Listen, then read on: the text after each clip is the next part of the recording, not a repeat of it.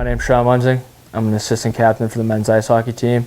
I'm a senior, and this is my story.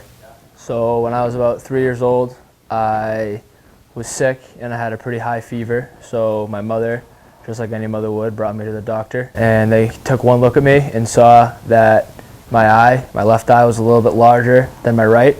So I went in for a CAT scan. And when I went in for that CAT scan, they ended up noticing that I have a subarachnoid cyst in the back of my head, which from that fever we were able to find out that it was shutting down the vision in my left eye. We were able to speak to Sean Munzing's mother, and this was her response. We were devastated because we weren't sure if he was ever going to get the sight back. Even though Munzing is permanently blind in the left eye, this didn't take away from his childhood days. He's just like any other kid, besides when it came to sports. When it came to just being any other normal other kid, it was kind of like the same exact jump when it came to school-wise. Like I was able to do very well in school and really buckled down and did well.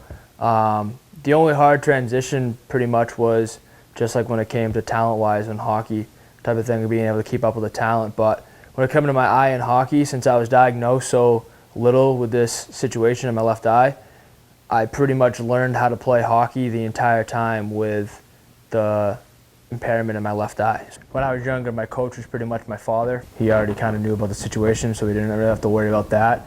But I kind of got drilled in the back of my head too when I went out and I played and I was playing sports, that I needed to protect my right eye as best I could, because if anything were to happen to my right eye, God forbid, I'd be able to ever see again.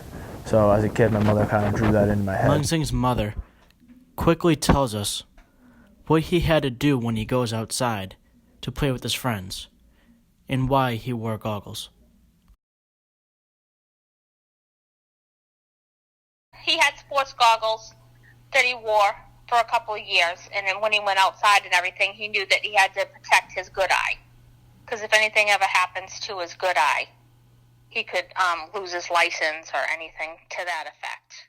Driving can sometimes be tough because when I'm going and I want to switch lane on my left, instead of just like taking a quick peek with my peripherals, I kind of got to do like a whole 180 type of thing to be able to see. So I'm getting a car accident obviously, but sports, it can affect me sometimes, especially going in the corner in hockey or getting blindsided.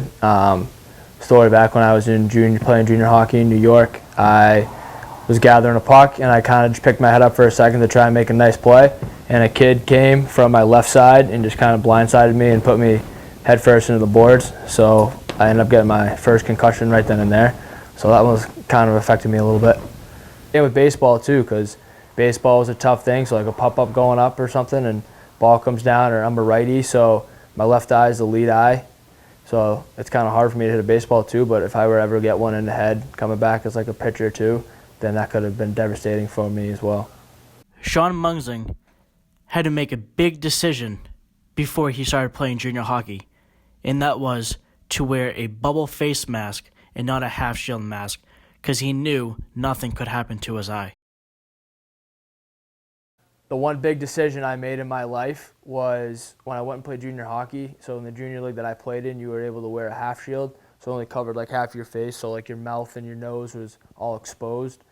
I knew that nothing could happen to my right eye, or else my dream of playing college hockey and or just living with two eyes would be gone. So I made the conscientious decision to wear a bubble the entire time.